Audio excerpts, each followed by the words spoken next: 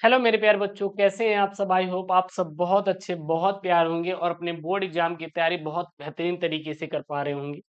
और इस YCT platform पर आप सभी का स्वागत है। मैं हूं आपका भैया, आपका एजुकेटर शिवम मिश्रा, जो कि आपको हम पूरा कंप्लीट में पढ़ा रहे हैं, कुछ छोड़ नहीं रहे हैं। हर एक चीज करवा रहे हैं, हर एक छोटे छोटे टॉपिक करवा रहे हैं। वो चाहे आपका गेस्ट पेपर शीट हो, चाहे मॉडल पेपर, या फिर हम बात करते हैं बेटा कंप्लीट सिलेबस का, मतलब सब कुछ करा रहे हैं। ए टू जेड पढ़ा रहे हैं। तो जब भैया आपका कुछ भी छूट नहीं रहा है, तो आपके लिए पढ़ना जरूरी है ना। बोलिए, खाइए उनकी कसम बेटा, पढ़ेंगे कि नहीं? खाइए उनकी कसम, पढ़ेंगे नहीं सर? बिल्कुल पढ़ेंगे। पढ़ना पड़ेगा। आज नहीं पढ़ेंगे बेटा, तो कल आपको पछताना भी पड़ेगा। कोई इशू नहीं, मत पढ़िए, लेकिन कल पछताने के लिए तैयार रहिए, अपमानित होने के लिए तैयार रहिए कि सर हम अगर आज पढ़े होते तो यहाँ पे 400 रुपए की दिहाड़ी मजदूरी नहीं करनी पड़ती। ठीक है ना? भाई किसी को शौक नहीं है करने का। अरे हमें भी नहीं होता शौक करने का भाई। हैं? सबको एकदम अच्छी भरी जिंदगी जीने का मन करता है कि नहीं? आप कहेंगे गुरुदेव ऐसा कुछ भी नहीं है बेटा, ऐसा है। भरोसा नहीं है तो आप अपने रिश्तेदार के यहाँ चले जाइएगा, अपने दोस्त के साथ मिलने चले जाइए, कहीं चले जाइए घूमने के लिए। सबसे पहले पता है आपसे क्या पूछा जाता है कि भैया आप क्या करते हैं। इसलिए नहीं कि आपको बेटा वहां पे है पद्म विभूषण का अवार्ड देना है, भारत रत्न दे देना है, ना ना। इज्जत कितनी करनी है, या आपको इज्जत कितनी देनी है, इसलिए आपसे पूछा जाता है कि आप करते क्या है भाई। अगर कुछ ना करते रहेंगे तो आपकी इज्जत ना के बराबर। अगर आप इज्जत कर मतलब कुछ अच्छा करते रहेंगे तो इज्जत भाई भरपूर मात्रा में मिलेगा। है, सेल्फी उल्फी आपके साथ लिया जाएगा। तो ये सारी चीजें होती हैं। तो देन आप बेटा अपनी उतनी क्रेडिबिलिटी बनाइए ना कि लोग आपको बुरी नजर से ना देखें। बुरी होने का मतलब है कि अवहेलना करना, बुराइयां करना, कि अरे बेकार है, किसी काम का नहीं है। आप अपना इतना बनाइए कि बेटा आपके आसपास अपनी इज्जत बनी रहे। ठीक है ना? तो दिन मेहनत करिए, कोई इशू नहीं है। अगर कोई दिक्कत हो बताइएगा। तो आज हम लोग बेटा यहाँ पे क्लास 10th का सबसे इंपॉर्टेंट टॉपिक करने वाले हैं। वो क्या करने वाले बेटा, ध्यान देना। अग्र पूजा। क्या करने वाले हैं? अग्र पूजा। खंड काव्य के आधार पर श्री कृष्ण का चरित्र चित्रण करना है, जो कि इंपॉर्टेंट है। आपके बोर्ड में कितनी बार आया है इसकी तो मुझे बताने की जरूरत ही नहीं है कितनी बार आया भैया। आप देखिएगा जरा, 2026 के FA paper code, FB paper code, FC paper code, FD, FE, FF, 2025 के BA, BC, BD, BE, BF, BG paper code, 2024 के HA, HB, HC, HD, HE, HG paper code, 2023 के DB, DC, DE, DF, DG paper code, 2022 के AA, AB, AD, AE, AF और AG paper code, 2020 के MA, MB, MC और MF और MG paper code. ठीक है ना? कितनी बार आया हुआ है, इंपॉर्टेंट है यार। सो प्लीज आप इसे क्या कर लीजिएगा, तैयार कर लीजिएगा। अथवा में वो नहीं आ रहा है तो यहाँ पे बोर्ड में ये बोला है, क्या बोला है देखिएगा। वो नहीं आ रहा तो ये करेंगे, क्या है यहाँ पे, अग्र पूजा खंड काव्य के नायक का चारित्रिक विशेषता का वर्णन कीजिए। अग्र पूजा का नायक आ जाए तो बेटा श्री कृष्ण ही। आंख बंद करके श्री कृष्ण के बारे में बता देना। अच्छा ये भी नहीं आ रहा है अथवा में, पेपर में बोला है कि अग्र पूजा खंड काव्य के प्रमुख पात्र का चित्रण कीजिए। तो प्रमुख पात्र अग्र पूजा में कौन है? श्री कृष्ण जी हैं। काम खत्म हुआ, और कुछ भी करने की जरूरत नहीं है।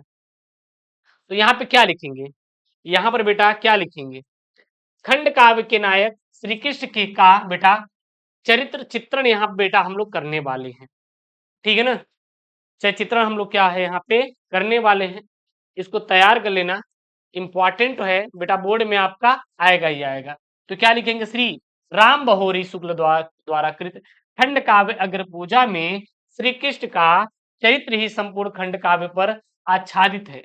श्री कृष्ण पांडवों के शुभ चिंतक होने के साथ साथ राज सूर्य यज्ञ के मुख्य सूर्यधार भी हैं। उनकी चारित्रिक विशेषता बेटा क्या है, निम्नलिखित है। मतलब कि श्री कृष्ण के बारे में यहाँ पर बेटा क्या करना है, हमें वर्णन करना है। और कुछ भी करने की जरूरत है ही नहीं है। और बेटा हमें कुछ भी करने की जरूरत बिल्कुल भी नहीं है। ठीक है ना? चलेगा, ये पूरा हम लोग करेंगे यहाँ से यहाँ तक का। मतलब श्री कृष्ण के की आप बड़ाई करेंगे, उनके बारे में बताएंगे। तो सबसे पहला बेटा उनके अंदर गुण था, क्या था? वो लीलाधर योगेश्वर थे। यानी श्री कृष्ण के व्यक्तित्व की अभ्यर्थना करते हुए कवि ने मंगलाचरण में ही उनके विष्णु की के रूप की वंदना की है। वस्तुतः श्री कृष्ण के व्यक्तित्व में भोग और योग का संतुलन कल्याणकारी रूप से जगत पर अभिव्यक्त होता है और संसार में रहकर भी संसार से अनासक्ति ही उन्हें योगेश्वर बनाती है। और सर्वसम्मति से सर्वपूजनीय होने के कारण श्री कृष्ण को राज सूर्य यज्ञ में अगर पूजा के लिए चुना जाता है। अगला इनके अंदर गुण था बेटा, ये विनम्र और शिष्टाचारी थे। बेटा ये शिष्टाचारी थे, अपने गुरु का बात माना करते थे, मतलब कि पढ़ाई उढ़ाई अच्छे से करते थे ना। तो आप लोग बेटा पढ़ा करिए। तो श्री कृष्ण स्वभाव से विनम्र, तो वह शिष्टाचारी है। बड़ों और छोटों का यथोचित सम्मान देने वाले श्री कृष्ण, क्या बेटा, श्री कृष्ण राजसूय यज्ञ में स्वेच्छा से पत्तल उठाने और ब्राह्मणों के चरण धोने का काम अपने सिर पर लेती है। अगला, आकर्षक सौंदर्य के स्वामी है, मतलब ये बहुत मनोहारी है, मतलब देखने में बहुत सुंदर है। भैया भगवान किसको नहीं पसंद है, सबको पसंद है। तो श्री कृष्ण का सौंदर्य अप्रीतम है और उनके आकर्षक व्यक्तित्व तथा सौंदर्य की चुंबकीय शक्ति जन समुदाय को अपनी ओर खींचती है तथा उनके सामने सलोने मुख चंद्र पर तो कामदेव के अनेक रूप न्योछावर करता है। जनमानस मंत्रमुग्ध हो उनके रूप का रसास्वादन करना चाहता है। और इसी पर कवि ने बोला है, क्या बोला है, देखा सुना न पढ़ा कहीं भी ऐसा अनुपम रूप आनंद, ऐसी मृदु मुस्कान न देखी सचमुच गोविंद सम गोविंद। और अगला बेटा, पांडवों के परम हितैषी, भैया ये पांडवों के साथ रहते थे और पांडव इनके वो लगते थे, मतलब ये उनके मामा थे क्या, आई थिंक, जो भी है मुझे उतना क्लियर नहीं है, लेकिन मैंने देखा महाभारत में ये पांडवों के साथ थे। यानी श्री कृष्ण पांडवों के सबसे बड़े शुभ चिंतक हैं।